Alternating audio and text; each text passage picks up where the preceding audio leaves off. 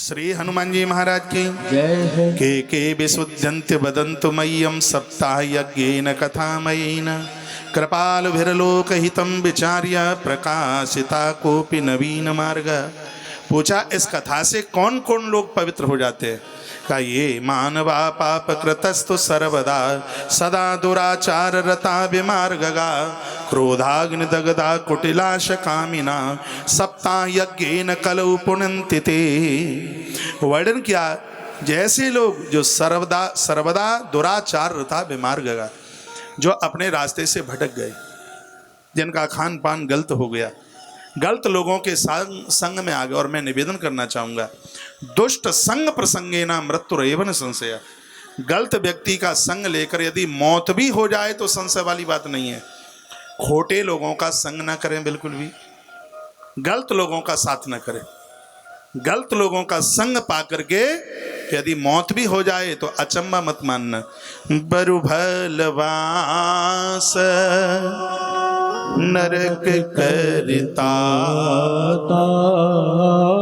बरु भलवास नरक करता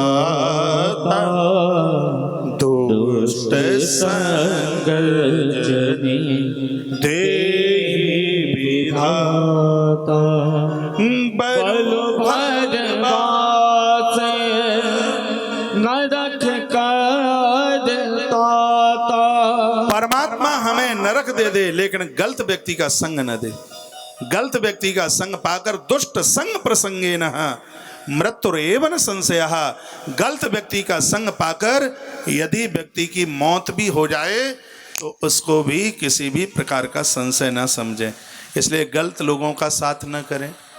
गलत लोग कौन हैं? दुराचारी हैं, जिनके पास अपना सद आचरण नहीं है, सद विचार नहीं है, जिनका सतमार्ग नहीं है। ऐसे लोगों का कभी भी हम संग ना करें। वर्णन किया गया।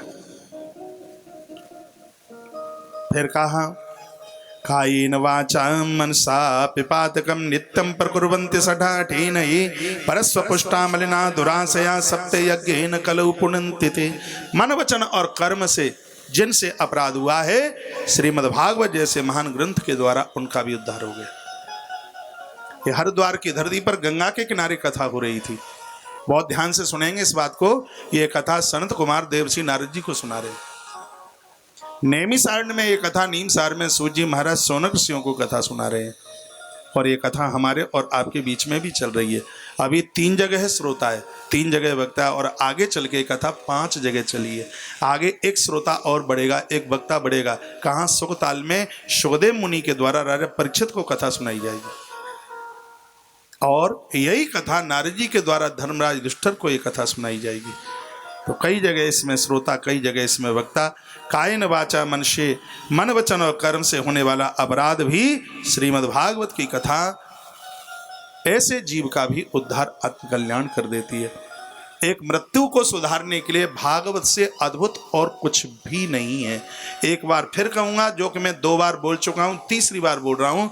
100 कन्याओं का विवाह करने से जो पुण्य प्राप्त होता है, एक भागवत की कथा कराने से उतने फल की प्राप्ति होती है। 17 तारीख को कथा के समापन पर मैं हनुमान जी महाराज को प्रार्थना करूंगा व्यासपीठ से कि मेरे गांव में हर परिवार को भागवत जैसे महान ग्रंथ की कथा कराने का सौभाग्य प्राप्त हो, क्योंकि मैंने इसकी महिमा को पढ़ लिया। इसलिए इससे बड़ा और जीवन का कोई सार्थक कर्म नहीं है।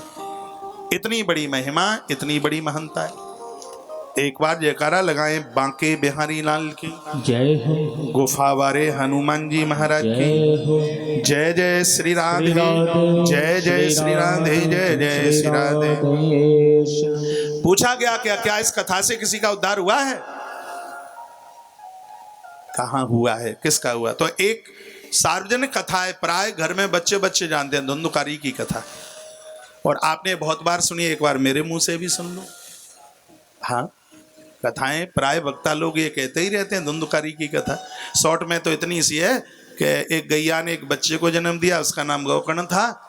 और एक पड़ोसन के घर में, भैया पानी बंद कर दे, कर तो सही, देख सही, कोई कुछ नहीं कहेगा, चिंता न कर, मैं अभी मौका दे दूंगा पानी का। बोलिए बांके बिहारी लाल की, जय। हनुमान जी महाराज की। जय हो। और उधर से एक पड़ोसन के घर में जन्म लेने वाला धुंधली ने उसको पाला, उसका नाम धुंधुकारी। धुंधुकारी ने माँ की पीठ पर लातों का प्रहार किया। बाप हरिद्वार चला गया घर छोड़ करके, वैश्याओं के चक्कर में फंस गया और वह भूत प्रेत बन गया। इतनी सी कथा तो इसकी संक्षेप में स्टोरी रूप में है, लेकिन इस कथा का जो अंदर का, जो दूध के अंदर का जो घी है, वो कथा का जो असली सार क्या है वो देखिए। आत्मदेव पुरे तस्मिन् सर्ववेद विशारद स्रोतस्मार्ते सुनिष्णातो द्वितीये एव भास्कर। आत्मदेव नाम के एक ब्राह्मण थे, तुंगभद्रा नदी के किनारे रहते हैं। पत्नी का नाम है धुंधुली। धुंधुली कौन सी स्त्री है? ऐसी धुंधुली जो कभी परिवार के मुताबिक तो जीवन जी ही नहीं सकती, जो घर में लड़ाई करती है, घर में झगड़ा करती है, वह धुंधुली। मैं माताओं को, भगनियों को बहुत आग्रह पूर्वक निवेदन करूंगा, जिस घर में देवियां ऊंचे स्वर में बोलती हैं उस घर का साम्राज्य समाप्त हो जाता है। प्रमाण है माता कैकेयी का रुदन अयोध्या को अनाथ कर देता है। राम जी का वनवास सिर्फ उन वचनों के ऊपर हुआ हो नहीं, ये जगत के लिए एक बहुत बड़ा संदेश है। घर में यदि कलह होगा, दांत बजेंगे, तो एक बहुत बड़ी हानि हो जाएगी। यदि किसी की मौत भी हो जाए तो ये भी बहुत बड़ी बात नहीं है। और ध्यान से सुनिएगा इस बात को, जहाँ पर कलह होता है, जहाँ झगड़े होते हैं, जहाँ स्त्रियाँ रूठ करके चारपाई खटोला पर पड़ी रहती हैं, उस घर की 3 चीज़ें लुप्त हो जाती हैं। एक है उस घर का सत्य, एक है उस घर का समर्पण, और एक है उस घर की शांति। अयोध्या में ये 3 ही चीज़ें तो नहीं रही, सत्य राम, समर्पण लक्ष्मण और शांति सीता माई, ये तीनों चीज़ें नहीं रही। और जिस जगह पर ये 3 चीज़ें नहीं रहेंगी उस स्थान को मरघट कहा जाता है।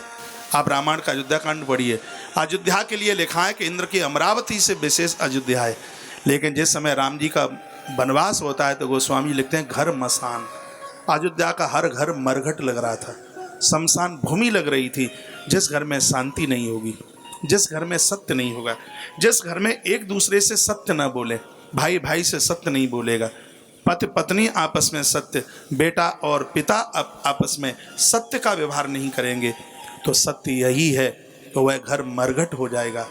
और मरघट वह है जहाँ मुर्दों को फूंका जाता है। तो घर स्वर्ग बने तो उसके लिए सत्य, समर्पण, समर्पण कहते हैं देने की भावना।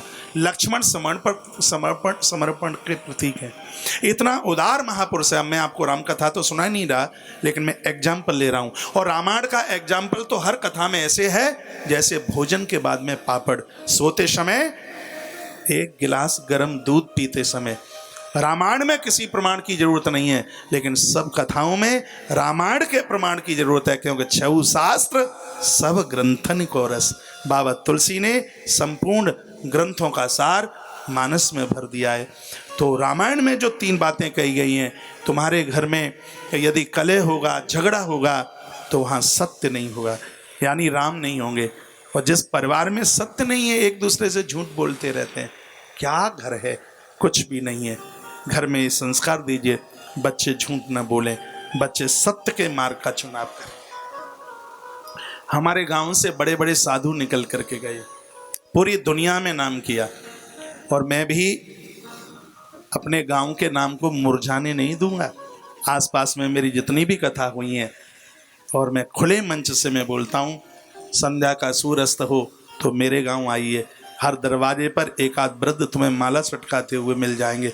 और सत्य यही है, जितना माला पर जप तांसवाड़ गांव में होता है, शायद मैंने तो इतनी कथा करी है, मुझे किसी गांव में बड़े बूढ़े जप करते हुए नजर नहीं आए। ये मुंह पर बिल्कुल बड़ाई नहीं है, ये हकीकत है, ये बिल्कुल सत्य है। और इन्हीं के आशीर्वाद से तो हम अमेरिका तक पहुंच गए, दुनिया के कितने देशों में जाकर के कथा कर डाली। कहा जाता है बाढ़े पुत्र पिता के धर्म। ये बुजुर्ग लोग आशीर्वाद देते हैं, भजन पूजा पाठ साधना करते हैं, तो आने वाले समय में बच्चों की तरक्की होती है। भजन तुम करो, तरक्की का आनंद हम लेते रहेंगे। आपके भजन के द्वारा ही तो यह कमाल हो रहा है। मैं हाथ जोड़कर आग्रह पूर्वक निवेदन करूंगा, अपने बच्चों को संस्कारित बनाएं, वो बीमार्गी न बन जाए।